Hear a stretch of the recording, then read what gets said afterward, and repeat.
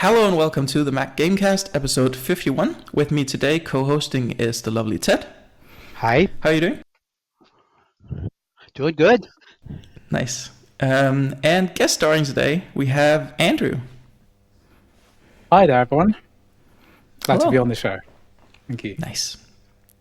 So, for those of you listening who don't know, Andrew runs a YouTube channel of his name, Andrew Tsai. Does a lot of Mac game-related content. Will you tell us a little bit about that before we get into things? Yeah, so I've been running a YouTube channel which mostly consists of kind of Apple Silicon Mac gaming news and tutorials. So I've been running that for multiple years. And I guess my main interest is getting games working on a Mac in general. So whether it's Windows games or running through something like crossover through Wine or virtualizing it, or even running it through Linux, through something like Asahi Linux. I'm really just very interested in getting all types of games running on a Mac. So that's my main area of interest. Very nice. And following on from that, last time we were on the show, we talked about all of the games coming to the Mac that were announced either at WWDC or right around that time. So I was thinking that we were going to talk more about the foundational technologies that were released at WWDC that will allow games to run not necessarily natively on the Mac, but will allow us to run them through other means, like you just said, through crossover and such. Because Apple did announce quite a few things that are going to have quite the impact in that space. I know you've been looking into the Game Porting Toolkit version 2 that was released. So like, how do you feel about that so far, having done some tests? So if anyone hasn't seen my videos, I've been doing a lot of testing on Apple's new version of Game Porting Toolkit, which is basically their Windows translation layer, which is supposed to be used for developers to evaluate how much work is going to be required to port their Windows game over to macOS. And at WWDC, we had some new developments. We had the introduction of Game Porting Toolkit version 2, and that has some improved features. For example, the improved support for games which require AVX support, and also support for things like ray tracing. And it's a very exciting tool because it allows a much larger breadth of Windows games to be run through this translation layer on the Mac. And especially games which require AVX support, those are basically consist of a large number of very modern games which are now playable locally on Mac hardware. So that's a very exciting technology.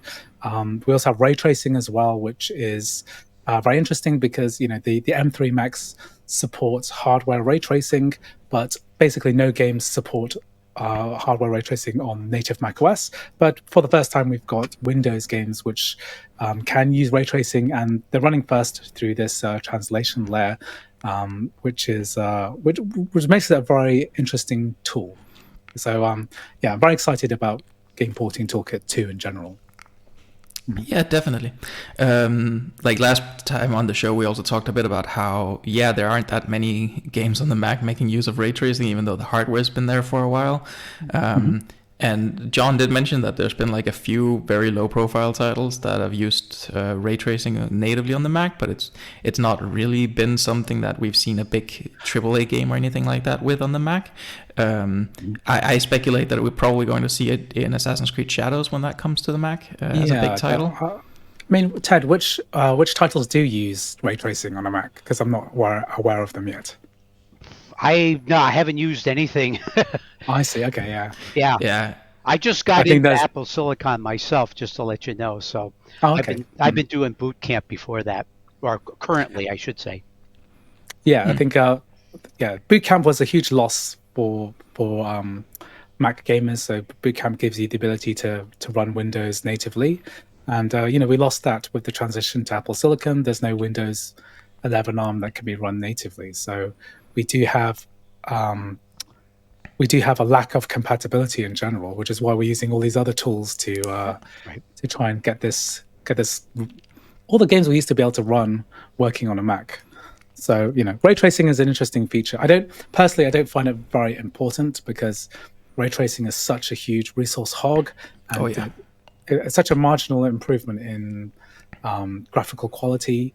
It's almost never worth turning on. But as a concept, it's interesting.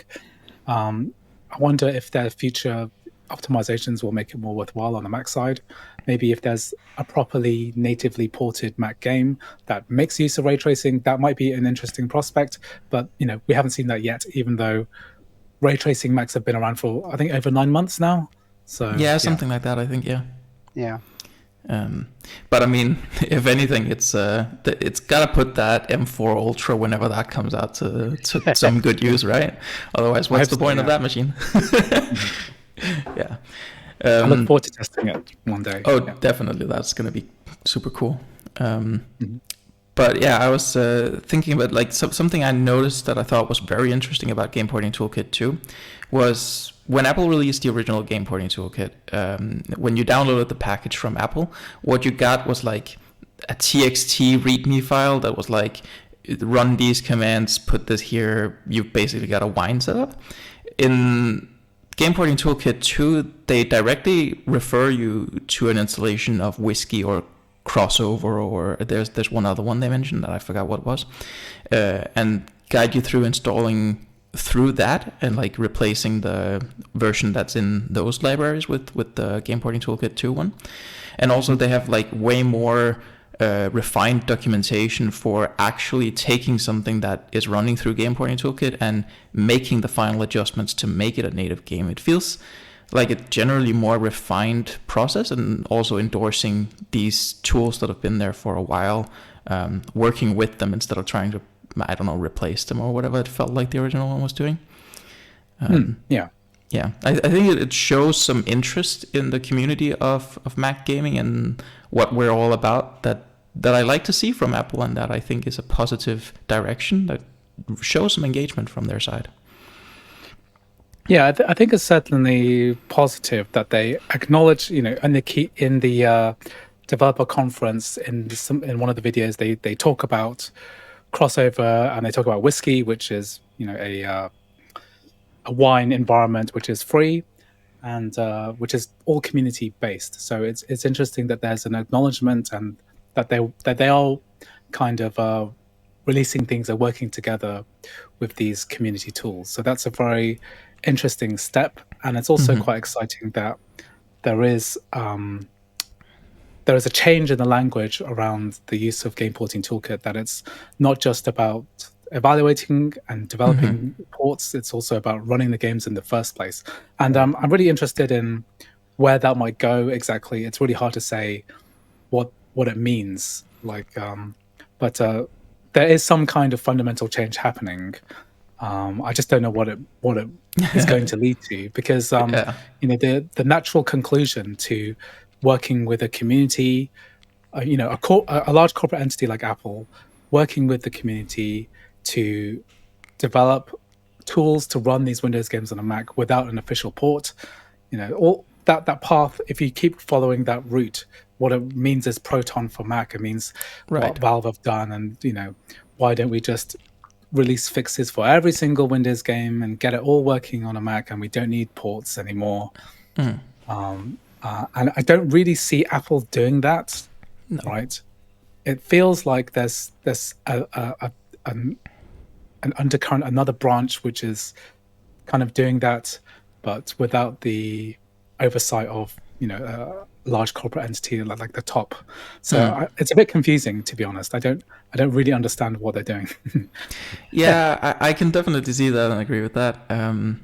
But as I said, with the Game Porting Toolkit 2 bundle that you download from Apple, there is also like very developer oriented documentation in there, like human interface guidelines for the porting your game to Mac. There's sample code for how to take something that's initially a Windows game and put in cloud saves across Apple platforms, so you can save on a phone and continue on a Mac. And so I definitely think that Apple's direction here is still aimed at trying to get more native ports, but that they also further support translation layers as some kind of way of driving engagement or something. I mean, I've always thought that it just doesn't really make sense, because increasing, the level of compatibility for general Windows games, it doesn't really do much for developers, because a developer, you have access to the source code of your own game. You can make whatever changes you want to comply with whatever Apple's developer guidelines are. You don't need a translation layer to get your game working on a Mac. You can just code it to make it work. It's not. It requires resources. It's not really that complicated to do, and so the translation layer, I don't feel like it helps porting, right? What it does is it helps enthusiasts like us get these Windows games working on a Mac. It doesn't really. So it's a confusing strategy, unless there's some deeper strategy which I'm not really aware of. I mean, if I were to guess, I would say it's because Apple has seen that there is this sort of chicken and egg thing where developers go, but there's no games. There are people wanting to play games on the Mac, and the people who want to play games on the Mac go, well, there's no games, so how can we show that we want to play games? So they thought, well, if we show that there is a demand, and then also, these studios can go, oh, my game can actually run decently even through all these translation layers, I guess there is a reason to do it. I think that's what they're aiming for, at least. I'm not sure how well it works, but I think that's what they were trying to do with this. And then, of course, there's something to be said about the fact that, the fewer components you need to replace all at once to get your game running at all, the faster you can iterate on that, right? If you only need to make the audio subsystem native, and then you have native audio, but you're still running through D3D Metal or whatever, then you can still see that's working and then move on to the next bit. I mean, the thing about D3D Metal is that it's a closed source component, and it's not licensed to ship with a game. So you can't just wrap like in the past you had Mac ports which were wrapped in Wine, and you would sell it with Wine, and it was a Windows game in a Mac shell. But this D3D Metal, which Apple have developed, works great as a translation there, but you can't under the license that they distribute it, you can't sell it, right? You can't sell it with it bundled. So I don't really understand how it makes a shortcut, because there are parts of the game porting toolkit which are shortcuts, like the metal shader converter will change your shaders into Apple proprietary graphic shaders, so that's going to work, right? But the translation layer it's a mystery to me what it means, because like I said, the end conclusion is you have a translation layer where you can play. If Apple's goal is to expand the gamer player base, right? I'm not sure how they're going to do it in large enough numbers. Like, let's say they attract millions of new gamers, right? And the only way is it will be a very un-Apple thing to do, to say, okay, well, here's a translation layer. You're going to need community fixes to get past the little launcher window screen here. You're going to have to insert. You're going to have to use. This error message is because of a compatibility layer error. It's very un-Apple. Apple is, what they want is you click the button, the game loads up, but that's it, right? They don't want you to experience any kind of inconvenience or difficulty. And I don't really see how the translation layer is going to get there, unless there is like a huge amount of community support involved. Like on the Steam Deck side with Valve, there is a huge open source community working on that. The main graphics API is Vulkan, which is open source, right? There are millions of people working on this. If you have an issue with a game, then somebody will fix it, and then Valve will eventually incorporate it into Proton and ship it, basically, and then they'll put a stamp on it and say Steam Deck ready. It's ready for the Steam Deck. That this is going to work. And I just don't see Apple doing anything like that in large enough numbers to be able to mean anything. Like, I remember Mr. MacWright telling me that the total number of like crossover users, people who use crossover to run Windows games on a Mac, is like very small. Like in the tens of thousands or something. I can't confirm that number, but it's in the grand scheme of like the gaming market, which is made up of millions and millions of gamers, it's a tiny, infinitesimally small market of actual people going through the work involved. And it might be possible to do with a little bit of work. I love tinkering, but most people are not going to accept any level of tinkering to get their game running on a Mac. Yeah. Sorry, Ted?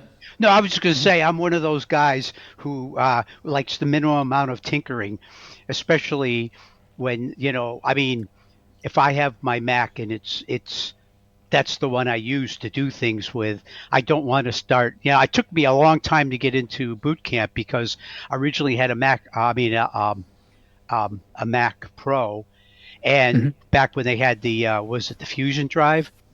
And before they fixed the problem with Boot Camp, I tried to put Boot Camp on it and completely destroyed the Fusion drive. And I had to go to an Apple's expert to get it repaired.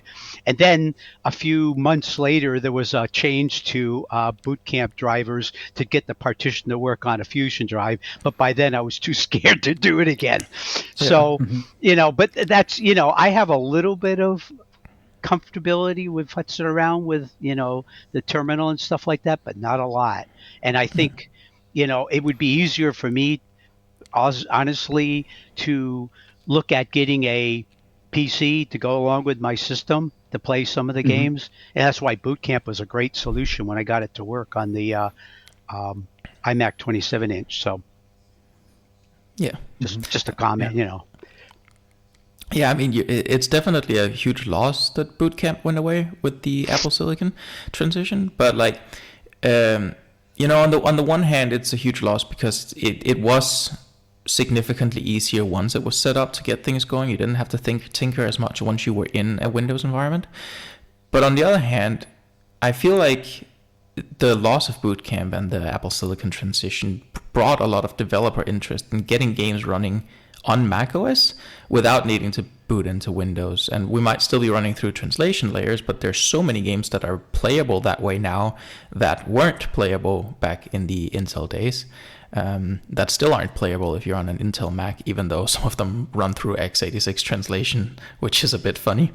So in some sense, that's also reduced the tinkering level because you don't need to set up a Windows environment as a dual boot, but you're then tinkering in a different way within macOS. So I don't know if that's a win or an overall loss. Yeah, I mean, Boot Camp is simple, but it's like Ted said, you could completely destroy your Mac environment by accident, right? Yeah. So I think a lot of people have done that. So it's not a simple, easy thing, right, to do. Because once you get into the Windows installer and it says format drive, what does that mean exactly? What have you done? Yeah. Right? Which one should I pick? Do I pick the wrong one? Do I wipe my system? A lot of people will pick the wrong thing. Yeah. And you're right. There are a few that in a way there's fewer things to mess up if we run through a translation layer. And of course, with Apple Silicon, even the base level chips have more powerful GPUs than the Intel Macs of the past. The base levels anyway. I remember in 2020 when they were still selling Intel MacBook Airs at the same time as Apple Silicon MacBook Airs. So they had they looked exactly the same, but they performed completely differently, especially with the graphics. Apple Silicon's way ahead because Intel's integrated graphics was so terrible and ran so hot. So yeah, it's definitely an improvement, and I wouldn't trade it. Even though I guess technically you could have bought a MacBook or a Mac Pro with a dedicated graphics card.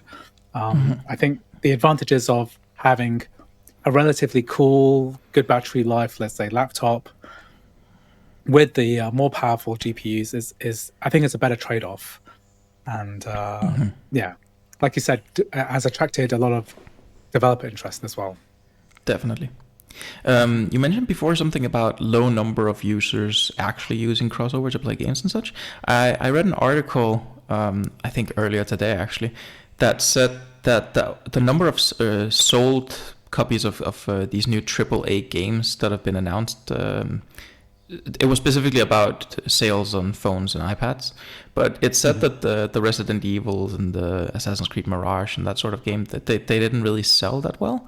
They specifically said it, they bombed. So I kind of fear if that's going to have an impact on the future of native gaming on the Mac as well. It was on the phone, and I could imagine some people being more inclined to play big games like that on Macs than phones. But if they sell equally poorly on the Mac, then are the developers going to keep putting porting effort onto the Mac? I don't know. It's a bit. Yeah, I'm in the middle of a video. I just recorded this video on this and editing it now. But yeah, it is a worry because, of course, these big AAA games, they're featured on the Apple stage, and they're relatively high profile. And I think, to a certain extent, Apple would have known beforehand that these wouldn't sell very well. Yeah. I just don't think that. I don't think people want to play Assassin's Creed on an iPhone. No.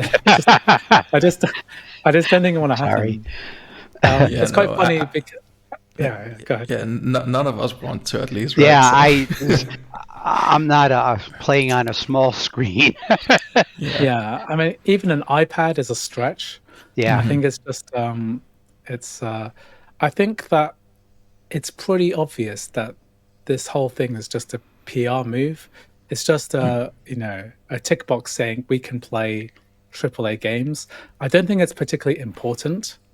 I think if Apple were really trying to be clever about, let's say, their mobile gaming strategy, right? Really, the majority of revenue from gaming on a phone or in the Apple ecosystem, almost all the revenue comes from free-to-play games, right? Free-to-play titles.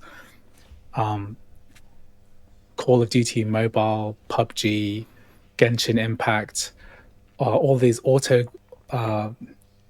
AFK games, these kind of gacha games, all of these games which rely on the in-game purchases, right? In-app purchases. They drive almost all the revenue on the gaming side, and no one really wants to buy AAA games in the Apple ecosystem. Multiple reasons. They don't perform very well. So Assassin's Creed Mirage barely gets 30 FPS, 25 FPS on the most expensive smartphone and the most expensive iPad that you can buy. And games like Death Stranding, which I covered a lot, they don't perform well. And on the Mac side, I think that these games do work really well. Like Death Stranding is great on the Mac. Resident Evil 4, Resident Evil Village, they really take advantage of the hardware. But people are not really invested in this. They don't want to pay the relatively high price. They don't want to invest in the Apple ecosystem because they've got a console or they've bought it on Steam already. And almost all of these games are just way too late. So Assassin's Creed Mirage is like 7 or 8 months late compared to the first release on console and PC. Resident Evil 4 was about 9 months. Resident Evil Village was a year and a half or something like that. And we're going to get Resident Evil 7 next week. And that's like 5 years. That's like 7 years late or something, 2017. So there's just, I can't imagine anyone getting excited about Resident Evil 7 coming out on their phone, right? But and also way too many Resident Evil games. They need to find a different genre. There's other games using the same engine, like Street Fighter 6 would be much better idea to port that game to iPhone, iPad, Mac. A lot more people want to play something like that. That'll be more interesting. But Apple, it's clearly just a PR stunt. This whole thing is just an idea to show off. Yes, my phone can play these games. My Mac could play these games. And Assassin's Creed Mirage is an annoying example because it's iPhone and iPad only, and it can clearly work on the Mac. In fact, right before this, we just started recording this podcast. I've got Assassin's Creed Mirage finally working on a Mac, right? And it can be sideloaded using the mobile app, and it works way better than a phone. I don't understand why, if Apple got this relationship with Ubisoft, why they couldn't force them to release on Mac as well. I think the whole thing is just kind of a half-baked idea, having all these AAA titles released and almost kind of forgotten. Like I think for Apple and Ubisoft, they don't care about the sales numbers. They don't really care how many people are actually playing them. On Assassin's Creed Mirage, there was a suggestion that roughly only less than 3,000 people upgraded to the full version of the game, which is like pitiful compared to what Assassin's Creed Mirage made on all consoles and PC and everything. Right? Yeah, everyone else just wanted to see, ooh, look, my phone can play it. Oh, I'm done. Put it away. But like on that point, I think Ubisoft might not care like with sales because Apple has probably already paid them a huge amount of money. I think Apple would care if it was selling super well, but I don't. Yeah, I think you're right that they probably didn't anticipate it to sell super well and don't mind that it doesn't because they get the PR value. But I do think that it would make them look and focus on it if it did suddenly sell super well.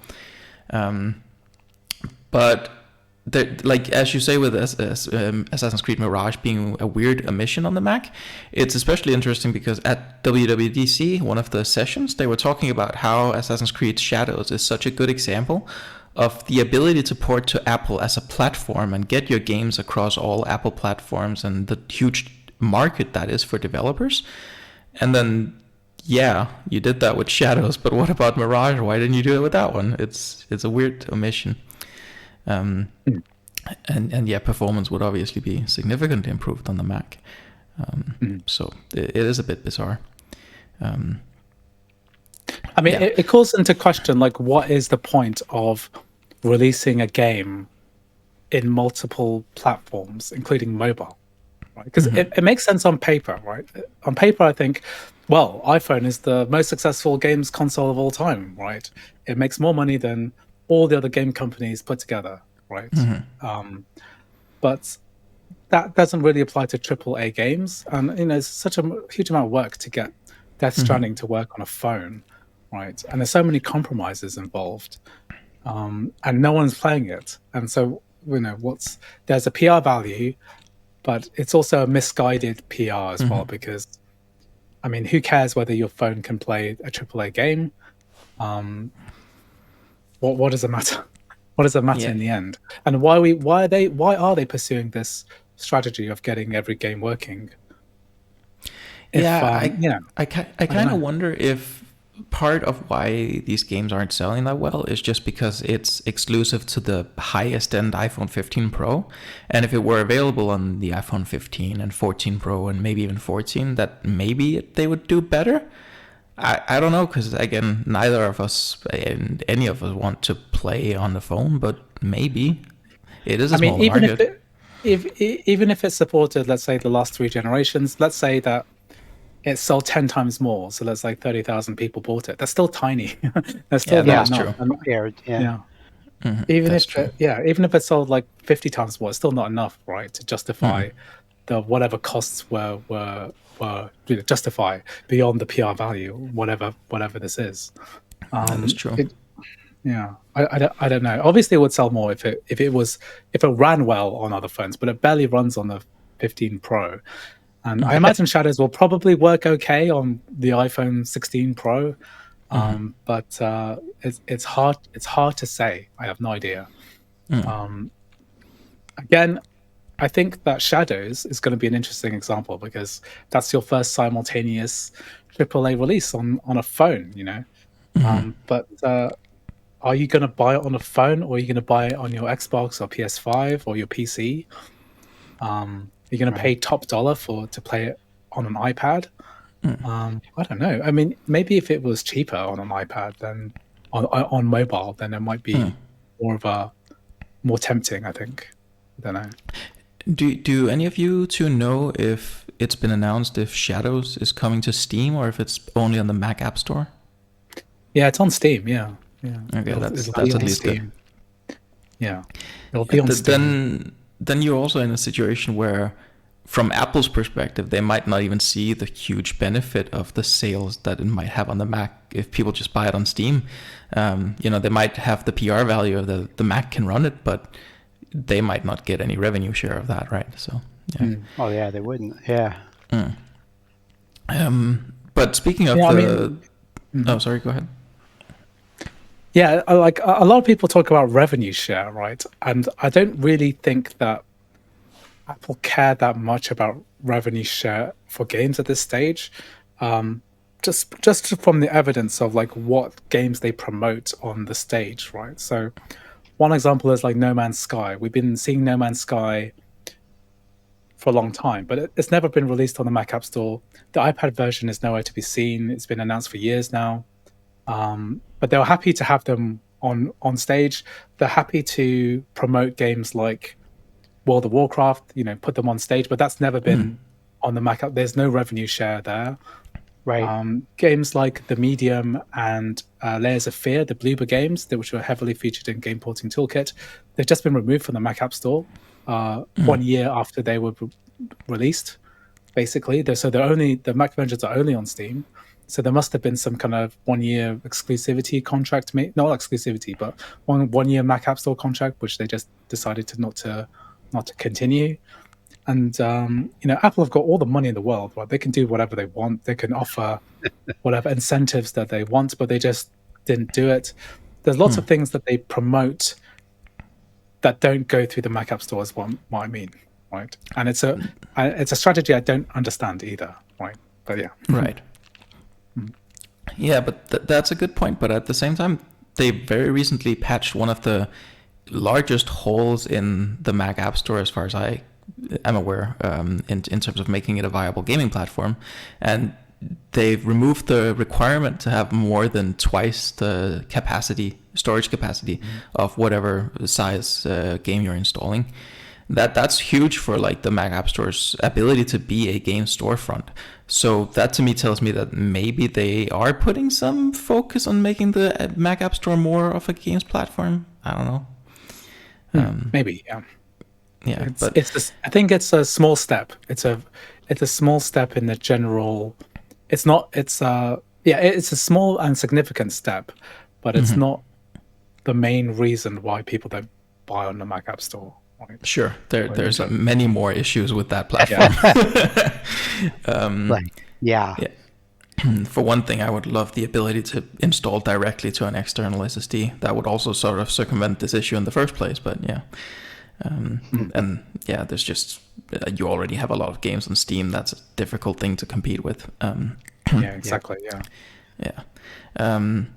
In terms of like the compatibility with games that have come out recently through all these translation layers, you mentioned before that AVX is now available, so we have a huge plethora of games that are now playable that didn't used to be. I've played around with the AVX support a bit from just a programming perspective, and something that I can't figure out if it's intentional or not, and it probably isn't because it's kind of a weird behavior, is that the CPU doesn't advertise the fact that it supports AVX now. If you run sysctl, or if you just do some programming way of asking it through CPU ID if it supports AVX, it says no. But if you try to run the AVX instructions, it works just fine.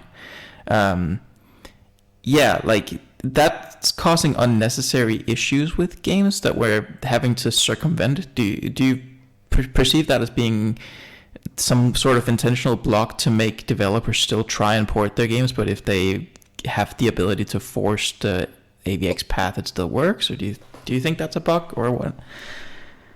From what I understand, that's oversight. Yeah, it's like a bug that they're going to fix.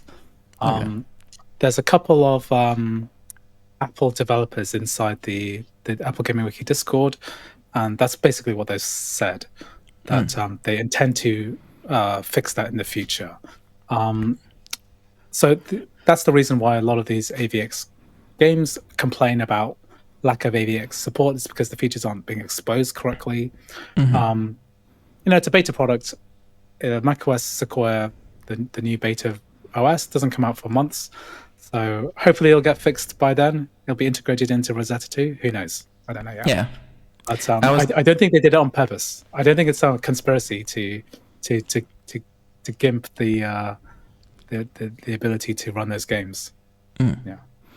I sort of had two reasons for thinking it might have been intentional. One being that, yeah, if you are the developer with the access, you can just force the AVX path, and so it's not aimed at us enthusiasts, it's aimed at developers. But the other reason was also that the performance of the AVX instruction set is quite poor relative to running something like Neon SimD or whatever natively. So I figured that maybe they were just not exposing it while it was not performing that well anyway. So if the game does have a fallback to general purpose registers, they just use that. But I don't know. It's good if it's not on purpose, at least. I'm not aware of. I would be surprised if Apple were intentionally, any developers intentionally making their product perform worse. I know that Apple historically, like Steve Jobs, would mandate that iTunes perform worse on Windows than on Mac. But other than, in these days, I'd be surprised because they're trying to. There is a strategy trying to get these things working better. Yeah. And AVX support also seems to have improved compatibility with other games. There's like Mafia 3, the Mac port works now on macOS Sequoia. I think there's some other games which I'm not aware of, which the Mac ports perform better, or they're more compatible now because they got those features which were lost in the Intel transition. So yeah. And in sort of broad general strokes, how much improved would you say the general game compatibility is on Sequoia with the new Rosetta and Game Porting Toolkit 2 and all that, just from your experiences so far? Well, it seems like a large number of, I'd say, AAA titles released in the last 5 years seem to check for the AVX requirement. Whether they actually needed them or not remains to be seen, but I think a lot of developers, when they create games, they just have development environments which check for these things. Sometimes they require them, sometimes they don't really require them, which is why a lot of games have AVX patches so that you can run those games on a Windows computer from like 10 years ago, 12 years ago. They might have the GPU power to run them, but they don't have that specific like SSE, they don't have AVX. So there's a lot of games with patches like that. So I would say there's a lot of games which people want to play, which are now compatible with Game Porting Toolkit 2 and macOS Sequoia. But the main issue, I'd say, is that people still can't play those games, those very popular multiplayer games, which require access to anti-cheat. So anything that runs easy anti-cheat, anything that runs BattleEye, anything like Call of Duty, Warzone, PUBG, these huge multiplayer games, Fortnite, you can't run them on a Mac even through these translation layers, even though they probably could work. Like you can load up Rainbow Six Shield, right? You can play around the menu, but you can never join a game, like, just because the anti-cheat is trying to prevent you from running through a compatibility layer for obvious reasons. They're trying to stop cheaters, and they could allow exceptions for the Mac platform in the same way that the Steam Deck has easy anti-cheat exceptions for games run through Proton, for example. Apex Legends can run on SteamOS through Linux, and it has an exception for easy anti-cheat, which built in, so Steam Deck users can play on it. But no such compatibility has been allowed for Mac users running through Crossover or running through Game Porting Toolkit 2. And I don't think that's ever going to happen because the numbers are just too small to justify it. I mean, today I just saw Steam Deck users, Steam Deck sales up about 2 million so far. So that's a decent amount, right? I mean, you might say, oh yeah, Macs have sold hundreds of millions since then, but the amount, you compare the active gaming player base, it's just not enough to justify those kind of games. So yes, AVX is a huge step in the right direction, but people really want to play multiplayer, current live service type games, and all of those live service games use anti-cheat to give their players a good gameplay experience without cheaters. And I think that they see Mac users running through translation layer as too much work. They don't want to support Mac at all. They don't want to compromise their code base just to allow a few thousand people to play that multiplayer game. And so that still remains, I think, the main issue overall. Like, people keep asking me, like, I want to play Ghost of Tsushima on the Mac, right? I mean, that's a big game, right? It'll be a huge win if you could play that on a Mac. But it's only has 33,000 concurrent users on Steam. You know, it's small, right, compared to something like Call of Duty or Genshin Impact. I mean, Genshin Impact has got millions of people playing it concurrently. You know, it's just tiny compared to these live service money making games. So yes, yeah, that's my answer. Right. With respect to something like the Steam Deck, where you say they have exceptions for things like easy anti-cheat, do you know if that's like something that's being exploited and abused by cheaters a lot, or if that just doesn't matter? Like, yeah. I'm not really sure, but from what I understand is that if you have a multiplayer game, then you're constantly fighting a war against cheaters. And cheaters use lots of different ways to manipulate the game environment. So you can do things like have an aimbot to aim your gun, or deciding to not render parts of your screen so you can look through a wall. And so when you run a game through a compatibility layer, it's kind of the opposite of what you're trying to do. You want everyone to not be on a compatibility layer. You don't want anyone running on a virtual machine. You don't want anyone running through Wine, because if you're running through Wine, you're running through a software layer which is changing the way that your game looks. And then it becomes, I think, 10 times harder to detect whether someone's cheating through that, because you could change Wine to do something different on your screen, and then you'd have to verify everyone's Wine installations. I'm not a programmer, so I don't really understand how it works exactly. But you know, it's from what I understand is that the con of not supporting a Mac user is that, oh, we lose a few thousand players, right? But the con of allowing a pathway for cheaters to go in to your game is huge. If your multiplayer game, you know, if you go into a game of Apex Legends and you get sniped by a cheater on the other side of the map, and it happens 3 times in a row, then you'll never play that game again, right? You've lost customers forever, right? And I think Wine is like a huge translation layer is a huge part of that. Keeping the integrity of your game solid, and this cat and mouse between hackers and players. They probably have teams of dozens, hundreds of people fighting hackers all the time, right? Which is why they use anti-cheat software to verify your local game files, making sure that no one's changing anything, making sure that people aren't altering the packets between your computer and someone else's, and the server. And I don't really understand, but I think that cheating is like anti-cheat anyway. It's like it's probably a multi-billion dollar business. And Mac gaming is not. It's not a multi-billion dollar business. That's the problem. Yeah, I mean, one thing I do know about the way anti-cheats work is that they often hook in to have a view of all of the memory of the game.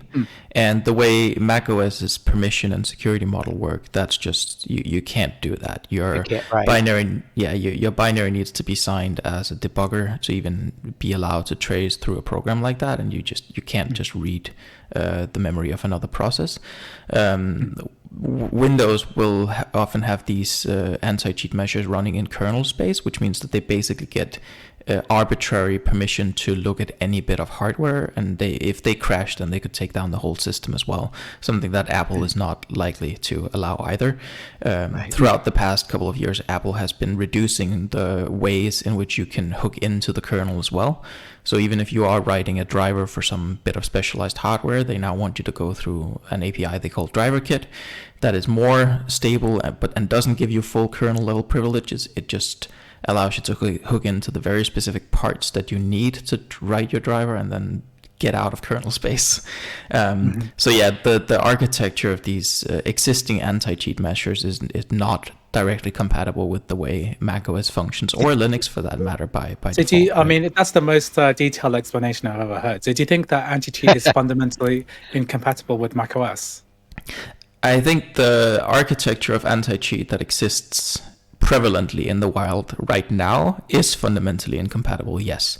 I don't believe it's fundamentally incompatible to create some form of anti-cheat, especially if it's an anti-cheat that is either developed by, co-developed by, or directly inserted into the code base by the developer of the game. But if it's something that needs to run out of process, which a lot of the existing ones do, even though they don't necessarily need to, that wouldn't really fly, I think. But it's definitely possible to make it happen. Yeah. It's possible, but it's just more work. I mean, all of these big games, they seem to be buying anti-cheat software off the shelf, Easy Anti-Cheat, BattleEye, and then let them maintain that war against cheaters, and then just integrate it into the game separately. So it seems like it's just not economic to support multiplayer gaming on a Mac.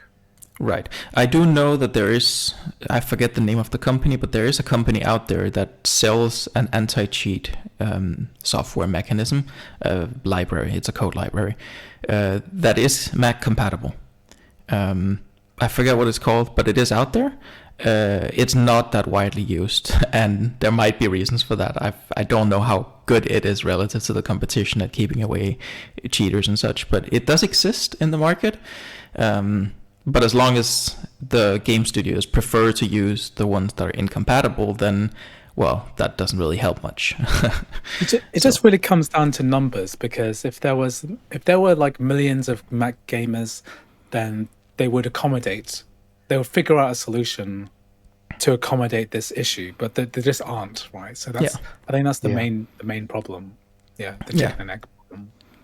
Yeah, definitely. I mean, so I do work professionally as a programmer, and one thing we often say when customers make demands, or, not our direct customers, but the people in our sales department, is, I mean, everything's possible. We can do it all. It's just a matter of resources and where we want to spend the time, right? And if something's used by 1% of the user base, but would take 90% of our resources for several months, then the numbers don't add up. Happen, right? Yeah. But generally, asking the room here, both Ted and Andrew, of course, what is your level of optimism for both the native future of Mac gaming and the opportunities for translation layers and the sort? Do you want to go, Ted? I don't really have an opinion on that. I think I have to agree with a lot what Andrew said about, that this is a big PR thing, and having been trying to been a Mac gamer, I mean, for a long time, going back before the games disappeared off the Mac. And we were talking in the 90s when, you could go to a Mac World and talk to the Bungie guys, and, they would have a game that was, made exactly for the Mac at the time. But I think the translation layer is, for the most part, is going to be it for a long time.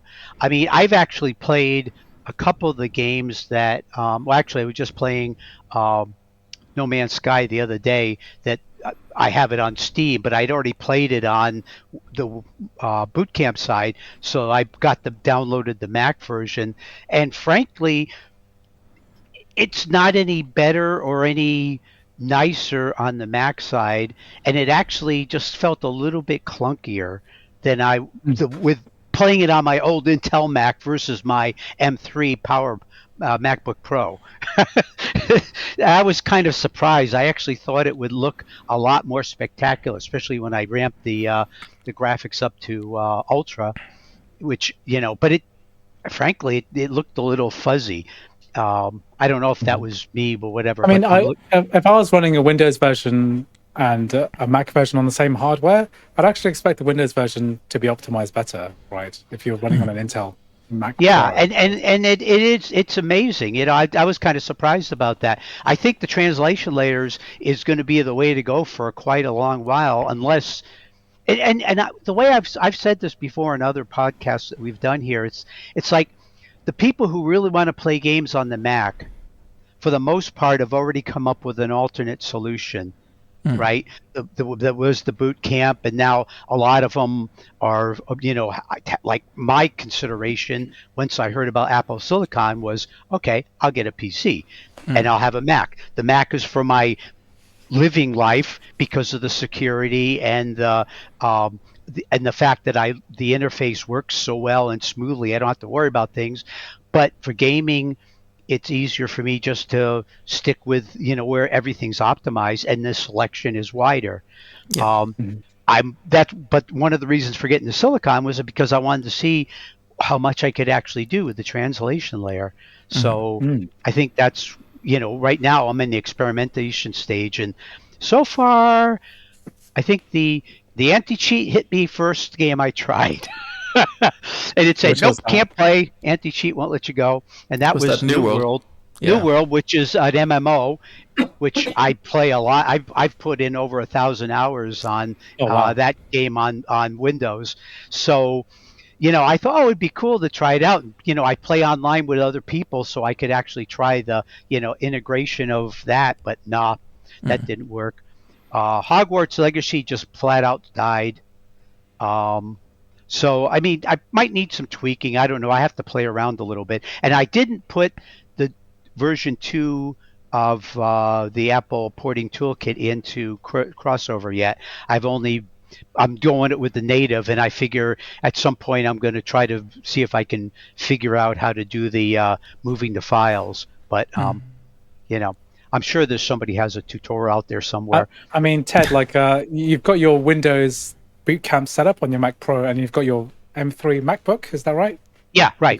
You got two computers. So do you ever find yourself with your MacBook and thinking, like, if you're out of the house or something, like you want to play a game on it, or do you ever feel like you do? Yeah. Yeah. What would you play then? Well, honestly, what I've done when I did do this, I used to have an Intel MacBook Pro too, but anyhow, I just got this one. But I actually use the what do you call it, the NVIDIA gaming thing. GeForce Now. GeForce Now. I go on vacation, so I'll take a couple of weeks and we'll go somewhere, and I'll take my MacBook with me. So I'll buy a month of the GeForce Now with all the bells and whistles, which is, I don't know, like $20 or something like that, and all the games I'm currently playing are there.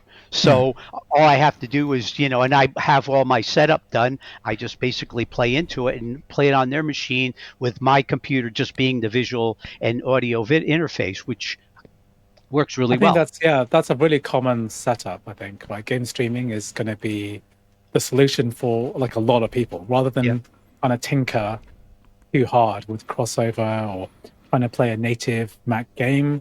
They're just gonna, play using streaming. I mean, does New World work with GeForce Now? Yes, it does.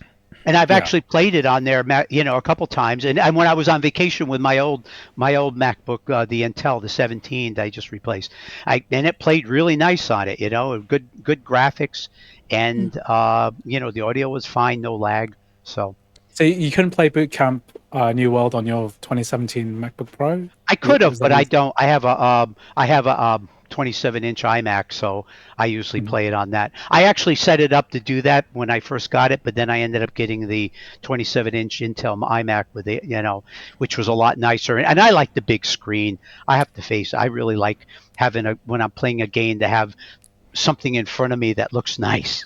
So you boot camped your iMac Pro. Is that what you? It's just an iMac. It's just a regular 27-inch. Yeah, 27. You put boot camp on it, and then I have boot camp on it. You run through that. Yeah, and I have no problem going back and forth. I mean, you have to reboot, but I thought it doesn't take long. Yeah, no, it doesn't take that long, and it boots fast. And the games. The only thing is, I don't have a big partition, so I have all the games on an external SSD. But I get pretty good throughput, and I don't Yeah. really wait too long to get the games started. So Yeah, it's not bad. I mean, it doesn't really for Apple Silicon, right? It doesn't matter. Doesn't matter how good your compatibility is. If it doesn't run your favorite MMO, then what's the point, right? That's the problem. right. Well, for since the beginning of World of Warcraft, I played that, and that was always cross-platform, which is one of the reasons why I got into it. I was actually part of the original stress test when the game first came out, and yeah, I played that for years, but finally just got a little tired of it, so that's why I started branching out. But that was good. Yeah. Yeah. Well, yeah, the days of Blizzard releasing Mac ports is over, so it's a real Yeah. shame. Yeah. Yeah. Yeah. What about you, Andrew? Do you feel optimistic about the future, or? Well, like I said, I don't think that Apple's AAA strategy makes any sense, and it's not gonna do anything meaningful, because if they release 3 or 4 AAA games per year, that's still a fraction of what it needs to be. It needs to be 10 times more, 30 times, 30 times more, something like that, Sure. for it to be viable, right? And currently it's just not. And it kind of proves that, it doesn't matter how much money you have. Apple are the most cash-rich corporation in the world. They can't buy enough. You can't really buy games, right? You can't really do that. You can't. And so what it leaves us with is this compatibility layer strategy, which I'm also confused about. I don't really know what the end game is, and so no, I'm not optimistic. I'm still interested in it, because I Sure. think from a technical perspective, it's interesting to see what would happen if you paid developers to optimize their games on Mac. I think there are some big advantages to Apple Silicon, like the relatively low power requirements, the relatively powerful GPUs for the low wattage it uses. There's lots of things which would make, let's say, a game like Resident Evil 7, which comes out next week, could be better than on a gaming laptop.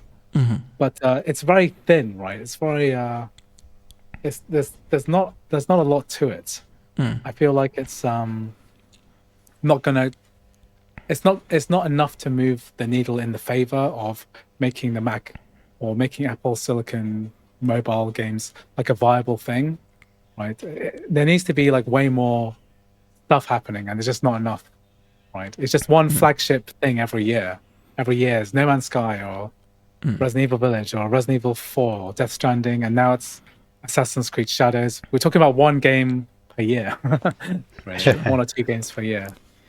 Yeah, I don't know. Maybe I'm just like a hopelessly naive optimist or something. But after WWDC, I was sitting there thinking, wow, they finally properly show they care with like a big showcase of like 15 games showing off on stage or whatever. Like a lot of them were low profile, old games and such. But still, Apple showing off games on stage and Game Porting Toolkit, they haven't given up on it. They're making a version 2, not just abandoning version 1.1 in the dust and everything. So I was sitting there all like hyped, thinking that it really showed some interest from them. But I don't know, maybe I am just hopelessly naively optimistic or something. Yeah, it shows interest. It does show it's in the right direction. It's just not enough.